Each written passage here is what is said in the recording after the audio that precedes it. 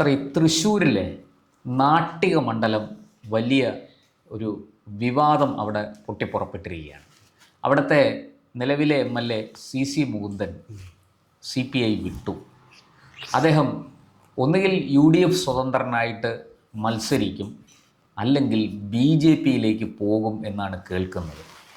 ഈ നാട്ടിക സീറ്റിൽ ഒരു തവണയാണ് CC മുകുന്ദൻ വിജയിച്ചത്.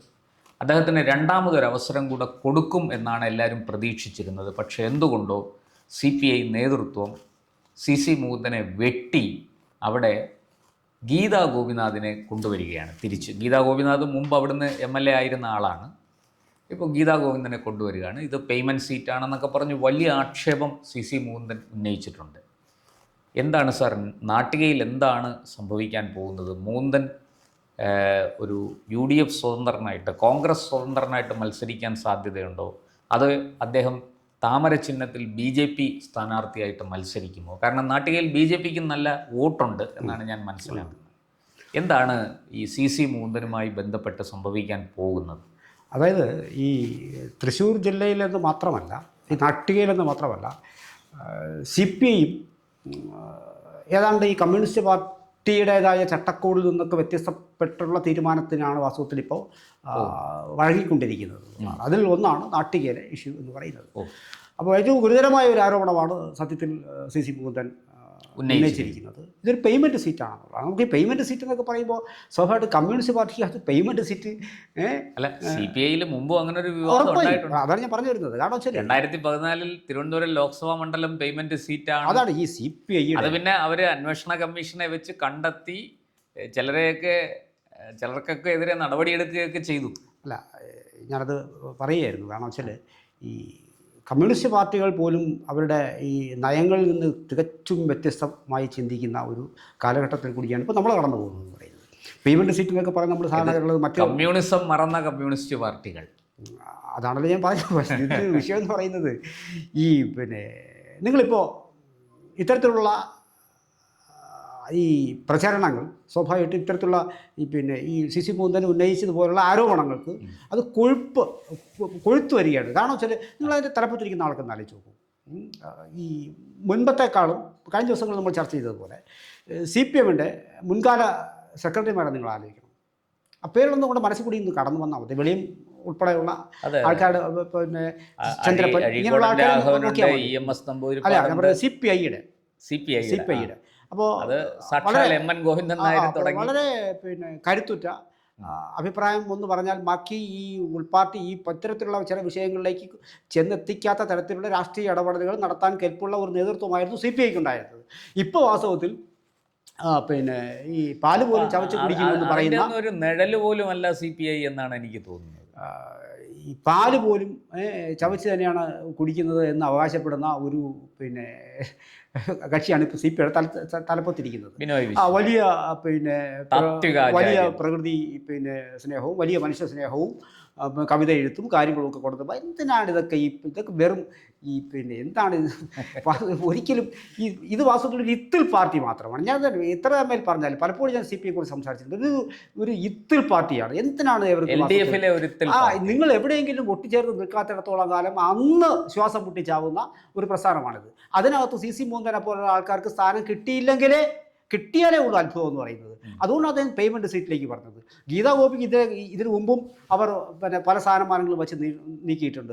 വളരെയധികം മനസ്സ് നോന്നതിന് ശേഷമാണ് ഈ കമ്മ്യൂണിസ്റ്റ് പാർട്ടി തന്നെ അടിസ്ഥാനപരമായി ഈ മറ്റ് തലങ്ങളിലേക്ക് മാറ്റപ്പെട്ട് കഴിഞ്ഞിരിക്കുകയാണ്. നമ്മൾ പരിപ്പോടേനും കട്ടൻ ചേടെ കാലം മാറി. CPIക്കും അതൊന്നും അല്ല ഇപ്പോൾ ഉള്ളത്.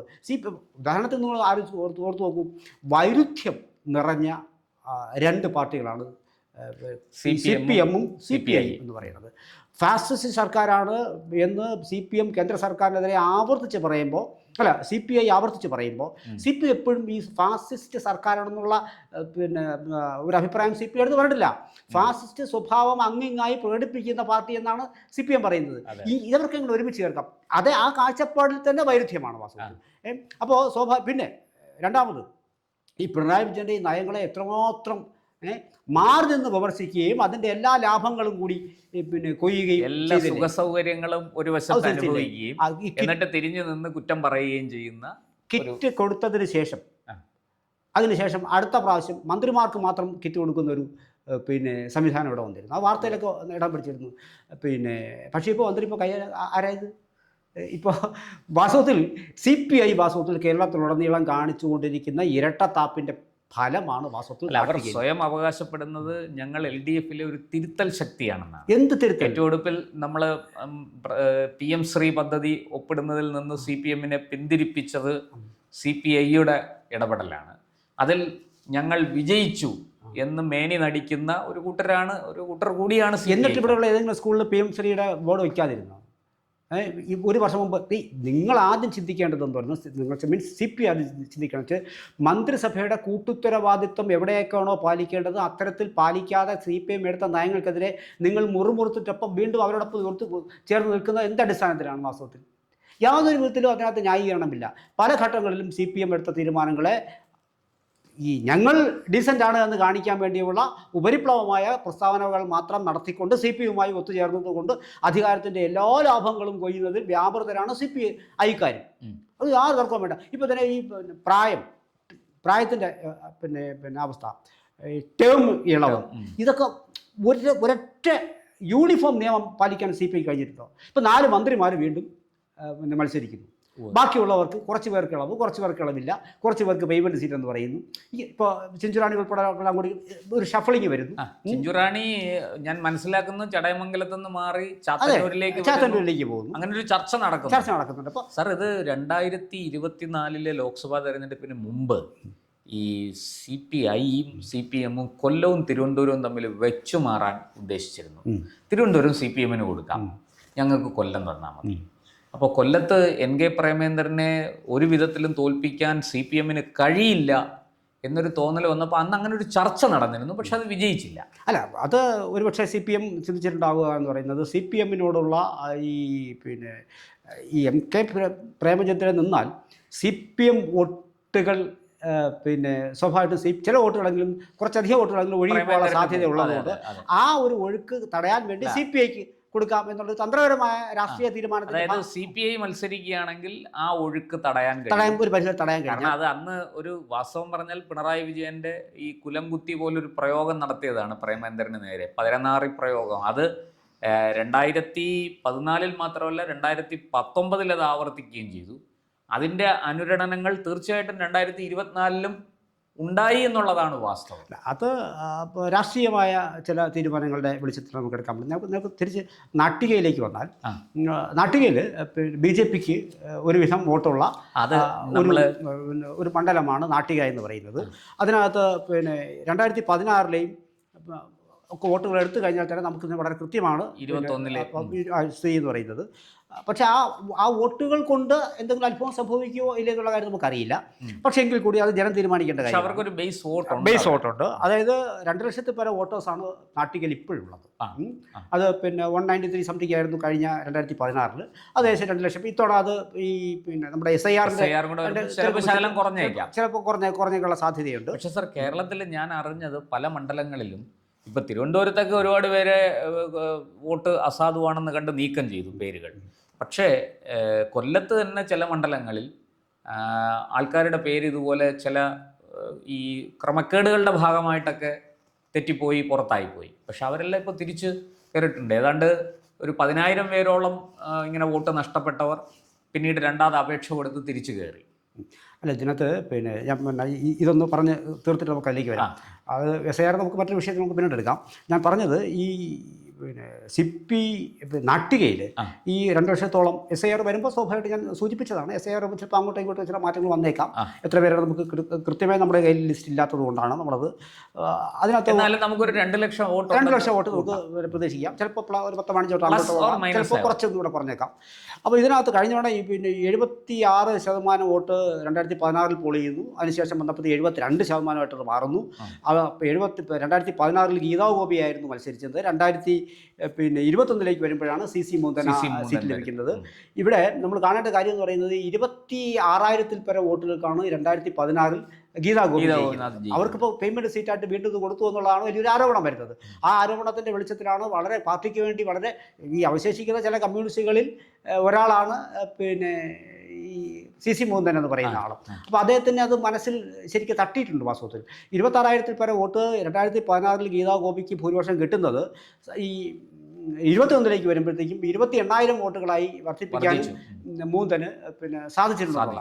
മാത്രമല്ല അദ്ദേഹം അത് ഒരു തവണ അവിടെ മത്സരിച്ച് നിൽക്കുന്ന മനുഷ്യനാണ്. സ്വാഭാവികമായി എന്ത് പറ്റണം, ഇത് അദ്ദേഹത്തിന് അനുവദിക്കേണ്ടുന്ന ഒരു സീറ്റാണ്. ഇതൊരു വൈറ്റ് കോളർ സെലക്ഷനാണ് വാസ്തവത്തിൽ ഇതിനകത്ത് നടന്നിട്ടുള്ളത് എന്നുള്ള ആരോപണമാണ് അദ്ദേഹം ഉന്നയിക്കുന്നത്. ഇവിടെ ഈ കോൺഗ്രസിൻ്റെ ആളെന്ന് പറയുന്നത് അവർക്ക് 44,000 40+ വോട്ട് കോൺഗ്രസ്സിന് വളരെ കൃത്യമായി തന്നെ അവിടെയുണ്ട്. ഒരു 43-44 ആയിരം വോട്ടുകളാണ് അവിടെ ഉള്ളത്. ഇതേപോലെ തന്നെയാണ് 33,000 വോട്ട്. വളരെ രസകരമായൊരു കാര്യം, 2016-ലും 2021-ലും BJPക്ക് ലഭിച്ചിരിക്കുന്ന വോട്ട് ആദ്യം 2016-ൽ BDJS ആയിരുന്നെങ്കിൽ 2021-ലേക്കും അത് BJPക്കാണ് സ്ഥാനാർത്ഥിയായി മാറുന്നത്.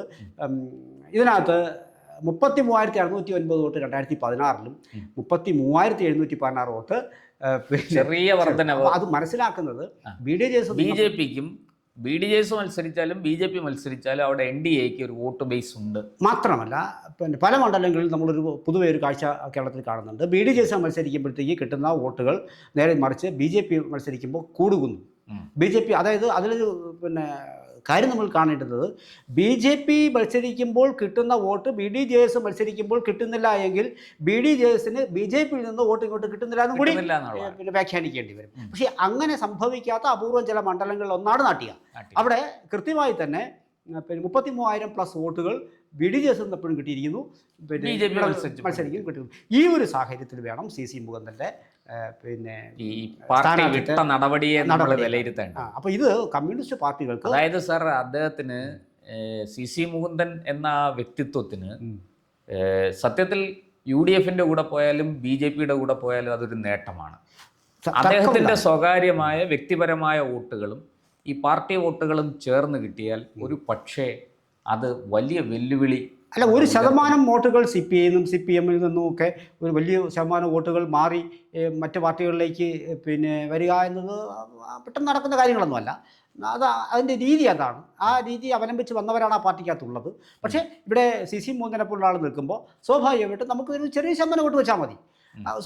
അങ്ങനെ വരികയും ഈ പറഞ്ഞ കോൺഗ്രസിനാണെങ്കിൽ 40+ വോട്ടുണ്ട്, BJPക്ക് 30+ വോട്ടുകളുണ്ട്. ഭൂരിപക്ഷം എപ്പോഴും നമ്മൾ നോക്കണം 26-30,000-ഓളം ഭൂരിപക്ഷം ഇതിനകത്ത് ഉള്ള മണ്ഡലമാണ്. 28,000. ഈ അതിർത്തിയിൽ ഒരു 10-15 വോട്ടുകൾ വ്യക്തിപരമായി ഇദ്ദേഹത്തിന് പിടിക്കാൻ കഴിയുമെങ്കിൽ കഥയാകെ മാറും. അത് നമ്മൾ നേരത്തെയൊക്കെ ചർച്ച ചെയ്തതുപോലെ CPIക്ക് കയ്യിലുള്ള, അതായത് സ്വന്തം നിലയിൽ ജീവിക്കാൻ ത്രാണിയില്ലാത്ത കേരളത്തിലെ പാർട്ടികളിൽ ആദ്യ പേരുകളിൽ ഒന്നാണ് CPIയുടെ. ഒരു കാലഘട്ടത്തിൽ അവർ അടിയന്തര സർക്കാരത്ത് എവിടെയായിരുന്നുള്ളത് നമ്മൾ ഓർക്കണം. എന്നിട്ട് ഈ കൊടും ക്രൂരതകളെയും പോലീസ് മർദ്ദനങ്ങളൊക്കെ എങ്ങനെയാണ് അഭിപ്രായം പറയാൻ ഒരു ഉളുപ്പുമില്ല ന്യായീകരിക്കണം. അതിനൊക്കെ നോക്കുമ്പോൾ CPM എന്ന് പറയുന്നത് ഫാർ ബെറ്ററാണ് വാസ്തവത്തിൽ. അവർക്ക് ഈ അഹങ്കാരം കാണിക്കാനുള്ള ജനപിന്തുണയെങ്കിലും ഉണ്ട്. ഇവിടെ അങ്ങനെയില്ല. അങ്ങനെ ജനപിന്തുണ ഇല്ലാതിരിക്കുകയും അത് പരസ്യമായി സമ്മതിക്കാതിരിക്കുകയും എങ്കിൽ അധികാര രാഷ്ട്രീയത്തോട് ചേർന്ന് നിൽക്കുകയും അതിനുവേണ്ടി രാഷ്ട്രീയമായ വിട്ടുവീഴ്ചകൾ ചെയ്യുകയും ഇത്തരത്തിലുള്ള കുതന്ത്രങ്ങളിലേക്കുള്ള ആരോപണങ്ങളിലേക്ക് ചെന്നെത്തുകയും ചെയ്യുന്ന ഒരു നടപടിക്രമങ്ങളിലൂടെയാണ് അധികാരത്തിന്റെ അപ്പകഷ്ണങ്ങൾ സ്വീകരിച്ചുകൊണ്ട്. അത്രേ ഉള്ളൂ. അത് നമുക്ക് ഈ ചില ഒരുപാട് ആരോപണങ്ങൾ CPI മന്ത്രിമാരെ കുറിച്ചുകൊണ്ട് അവർ സ്വയം എടുത്തണിഞ്ഞിരിക്കുന്ന ഒരു മുഖം കൂടിയുണ്ട്. ഞങ്ങൾ വിശുദ്ധരാണ് എന്ന് പറയുന്നത്. ആ വിശുദ്ധതയെ അടിവരയിടുന്ന കാര്യങ്ങൾ എപ്പോഴും ഈ CPMന്റെ ചില റൂട്ട് മാറി സഞ്ചരിക്കുന്നു എന്ന് പറയുമ്പോഴൊക്കെ നമ്മുടെ ഈ പലപ്പോഴും കൂട്ടുത്തരവാദിത്തമില്ലായ്മയ്ക്കെതിരെ നട്ടല് പണയം വെച്ച് കൂടെ നിൽക്കുന്ന ഇടത് കക്ഷികളോടൊപ്പം നിൽക്കുന്ന CPMോട് നിൽക്കുന്ന പാർട്ടിയാണ്. അവർക്കറിയാം ഇതല്ലാതെ ജീവിതമാർഗം വേറെ ഇല്ല എന്നും അങ്ങനെ തന്നെ പച്ചയ്ക്ക് പറയേണ്ടി വരും. ഇതല്ല രാഷ്ട്രീയം എന്ന് പറയുന്നത്. അവനവൻ്റെ ഈ പാർട്ടിക്ക് കിട്ടിയ വോട്ടിംഗ് ശതമാനം നോക്കുക കേരളത്തിൽ, എന്നിട്ട് BJPയുടെ വോട്ടിംഗ് ശതമാനം നോക്കുക, ഒറ്റയ്ക്ക് നോക്കുക. ഒറ്റയ്ക്ക് പാർട്ടി എവിടെ ചെന്ന് മത്സരിച്ചാൽ തികച്ച എത്ര വോട്ട് പിടിക്കാൻ കഴിയും? നിങ്ങൾ എത്ര കാലം ഇങ്ങനെ കണ്ണിൽ പൊടി CPM കണ്ണിൽ പൊടിയിടുന്നതിലും അതിന് നമുക്കൊരു ന്യായീകരണമെങ്കിലും ഉണ്ട്. ഇത് ഒരു ന്യായീകരണവുമില്ല. ഏറ്റവും ഒടുവിലായിട്ടാണ് വാസ്തവത്തിൽ നാട്ടികല ഈ വിശേഷം പറഞ്ഞത്. അദ്ദേഹം ആലോചിച്ചു. അദ്ദേഹത്തിലുള്ള ഇൻ്റർവ്യൂ മാധ്യമങ്ങൾ നമ്മൾ കാണുന്നുണ്ട്. കണ്ണുനീരൊഴുക്കിക്കൊണ്ടാണ് ആ മനുഷ്യൻ പറയുന്നത്. അങ്ങനെയുള്ള ഒരാൾക്കിവിടെ സ്ഥാനമില്ലെന്നേ. CPIന് സ്ഥാനമില്ല. CPI ഒക്കെ മാറിക്കഴിഞ്ഞിരിക്കുന്നു. നിങ്ങൾ ഇത് നേരത്തെ പറഞ്ഞതുപോലെ ഒരുതരം കപടമായ കണ്ണീരാണ് പിന്നെ ഈ കപട മതേതരത്വം ഈ ഇത്തരം പാർട്ടി സെക്രട്ടറിമാരിൽ നിന്നൊക്കെ ഉണ്ടാകുന്നത്. ഇവിടെ അത്തരത്തിൽ മാത്രം പാർട്ടിക്ക് വരുമാനം ഉണ്ടാക്കി കൊടുക്കുന്ന സ്ഥാനാർത്ഥികൾ അല്ലെങ്കിൽ പിന്നെ ആൾക്കാർ തന്നെ വേണം എന്ന് പറയുന്ന ഒരു അവസരയ്ക്ക് പാർട്ടി പോകുന്നോ എന്ന സംശയം ആണ് നാട്ടികയും അടിവരയിടുന്നത്. കൂടുതൽ വാർത്തകളും വിശേഷങ്ങളും നേരിട്ട് ലഭിക്കാൻ ജനങ്ങളിൽ നിന്ന് ജനങ്ങളിലേക്ക് ജനഭൂമി ന്യൂസ് സബ്സ്ക്രൈബ് ചെയ്യൂ. ബെൽ ബട്ടൺ അമർത്താനും മറക്കരുത്.